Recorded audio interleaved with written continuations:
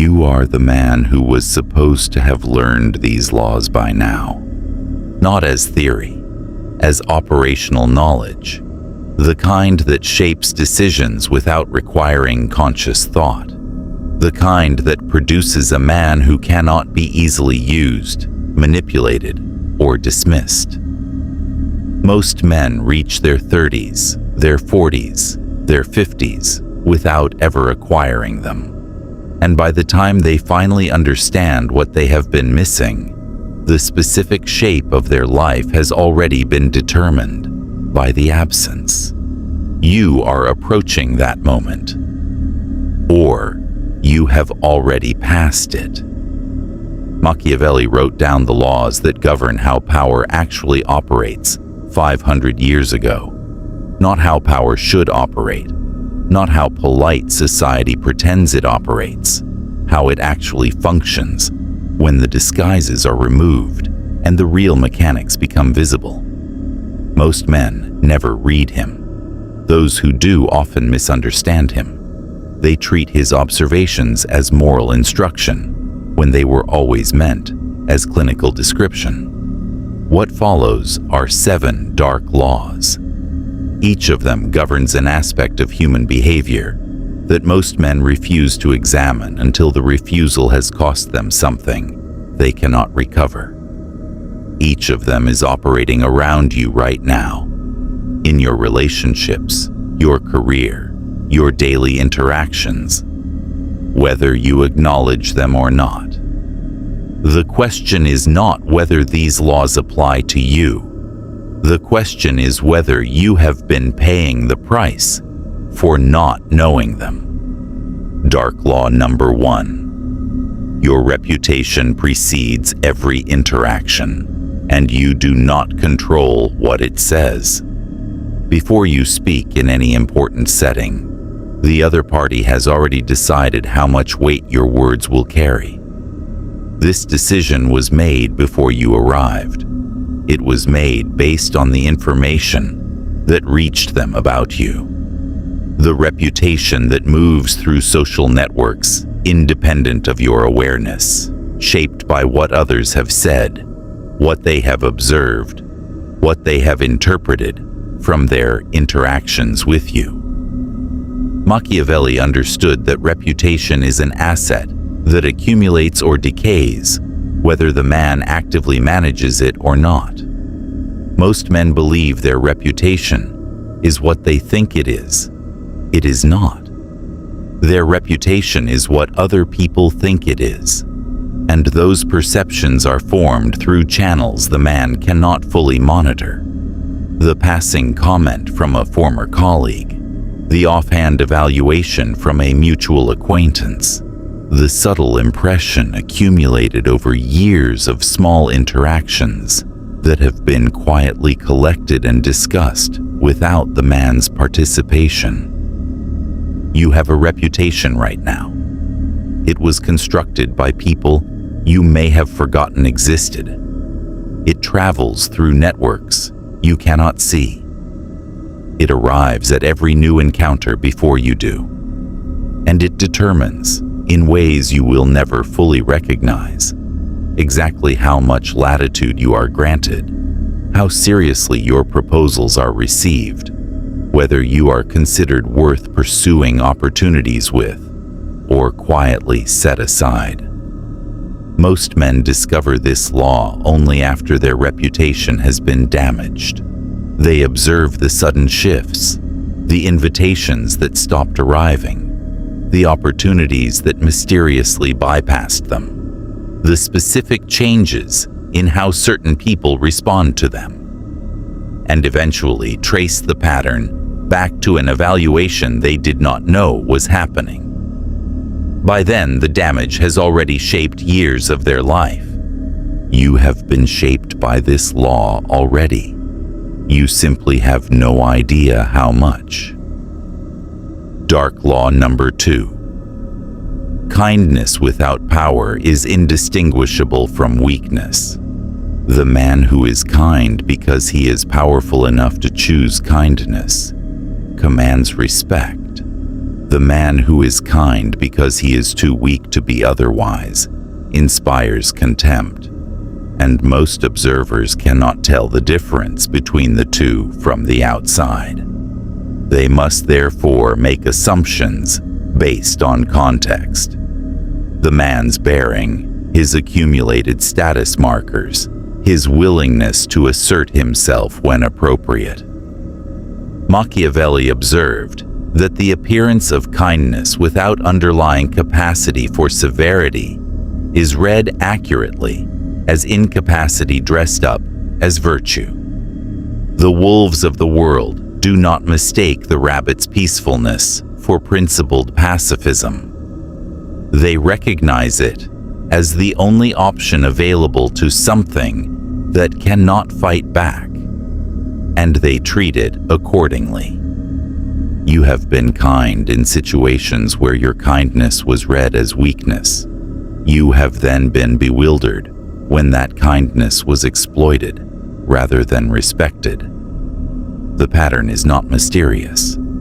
You presented yourself as harmless, and the people around you accurately concluded that taking advantage of you would carry no meaningful consequence.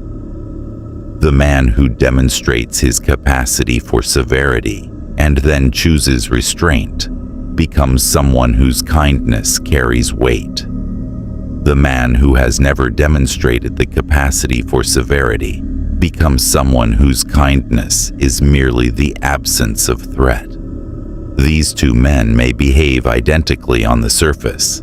They will be treated entirely differently, because the world does not respond to behavior alone. It responds to the capacity that makes the behavior meaningful.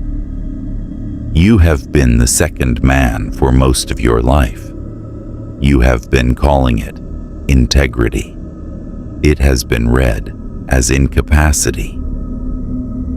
Dark law number 3. The people who smile at you most are often measuring you most carefully. Genuine warmth does not produce relentless smiling. It produces the specific relaxed presence of someone who is not managing an agenda. The man who smiles at you continuously, who praises you frequently, who positions himself as your supporter in every conversation. This man is almost always pursuing something. The smile is the surface. Beneath it, the calculation continues. Schopenhauer understood that human beings rarely approach each other without motive.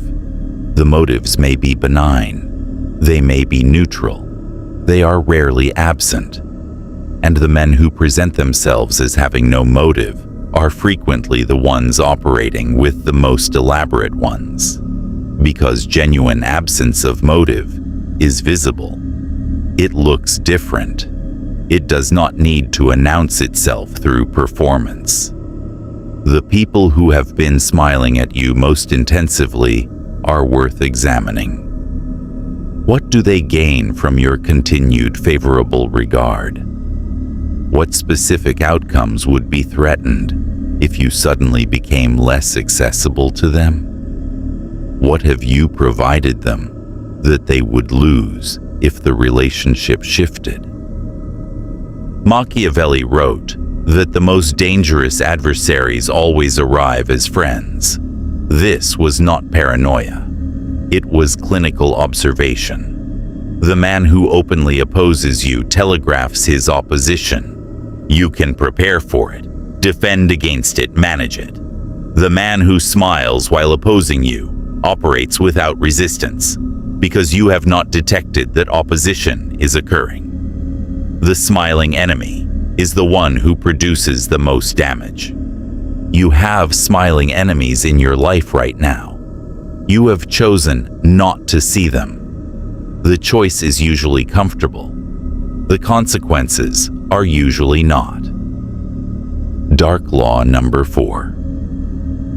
The help you do not ask for is the help that has the highest price. When assistance arrives unsolicited, the man providing it is almost always establishing something. a debt, a claim on your future responsiveness, a subtle positioning of himself as benefactor and you as beneficiary. This positioning is real, regardless of whether the assistance was needed, whether it was effective, whether the helper intended the transaction to occur. The transaction occurs anyway. Most men are grateful for unsolicited help. They accept it without examination. They do not notice the quiet ledger being established in the background. And when the helper eventually calls in the implicit debt through a request that arrives months or years later, delivered in the specific tone of someone collecting on something owed, the man discovers too late that he has been carrying a liability he never consciously accepted. Machiavelli understood that gifts and favors are rarely free. They are usually investments, and the returns are expected even when the terms were never discussed. This is not a flaw in the system. This is the system. And the men who understand it treat unsolicited help with the specific wariness it deserves, accepting only what they genuinely need, declining what they do not, and never accumulating implicit obligations to people whose future requests they cannot anticipate. You have accumulated these obligations, probably many of them. The ledgers are being maintained even if you are not checking them, and eventually, at the least convenient moment, in the form of the least welcome request, the bill will arrive. Dark Law number 5. Emotional reactions are the specific information other people harvest to manage you. Every reaction you display in public, visible anger, visible frustration, visible insecurity, visible desperation, becomes information. That information enters the social environment and is processed by everyone who observes it. Some observers file it away without interest. Some observers immediately begin calculating how the information can be used. And the second group is larger than most men realize. Machiavelli observed that the prince who reveals his emotions reveals his vulnerabilities. The people who see him angry now know what provokes him. The people who see him desperate now know what he needs. The people who see him insecure now know where his pressure points are located. This information is assets. It can be accumulated, stored, and deployed. At moments, the emotional man has no way of predicting. You have been producing this information your entire adult life.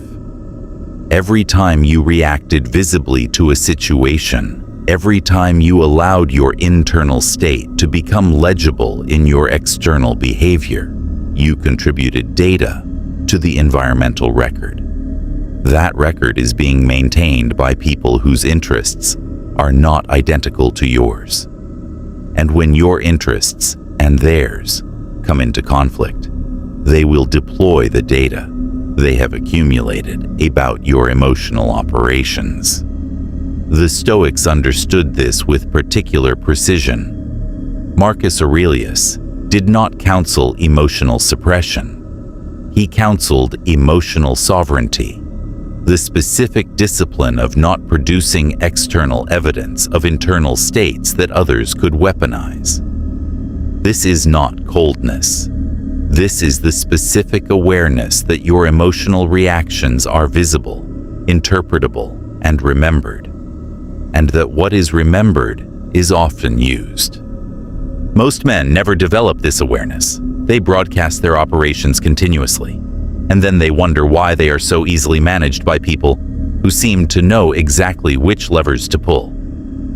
Dark Law number 6. The hierarchy you deny exists is the one that most thoroughly controls you. Every social environment has a hierarchy.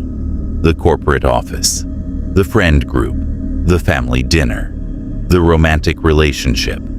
The hierarchy may be formal or informal, explicit or implicit, acknowledged or denied.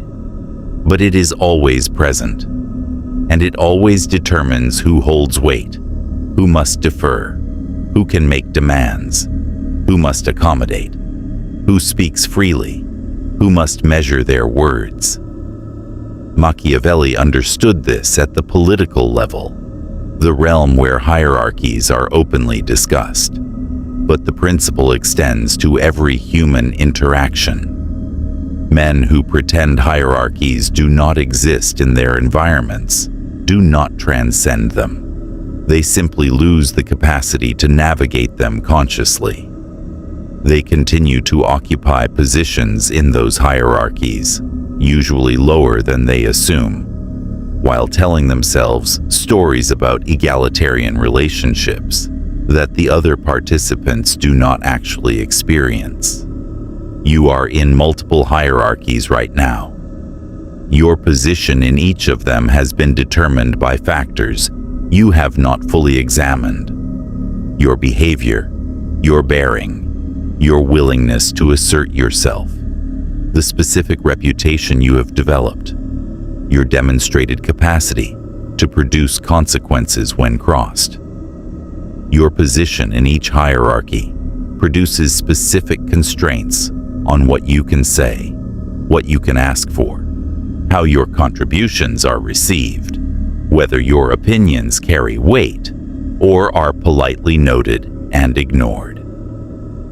The man who denies his hierarchical position cannot improve it, because improving it requires first seeing it, requires the specific uncomfortable examination of where he actually sits in the social structures he participates in, requires the acknowledgement that the deference he receives in certain contexts may be the deference owed to his position rather than the recognition of his inherent worth, and that the deference he is not receiving in other contexts reflects the position he has actually occupied, not the position he believes he deserves.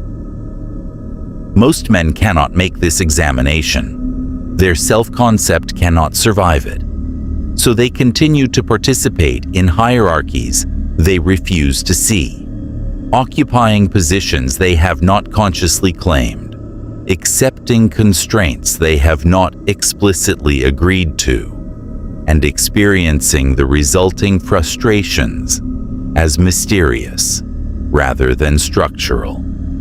Dark law number 7. The man who refuses to study these laws becomes the man they are most effectively used against. This is the final law, and it is the law that explains why the previous 6 matter. Because the laws are operating, whether you acknowledge them or not.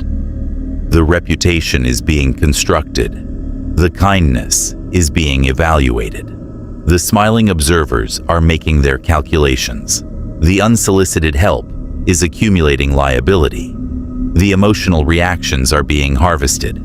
The hierarchies are sorting men into their positions.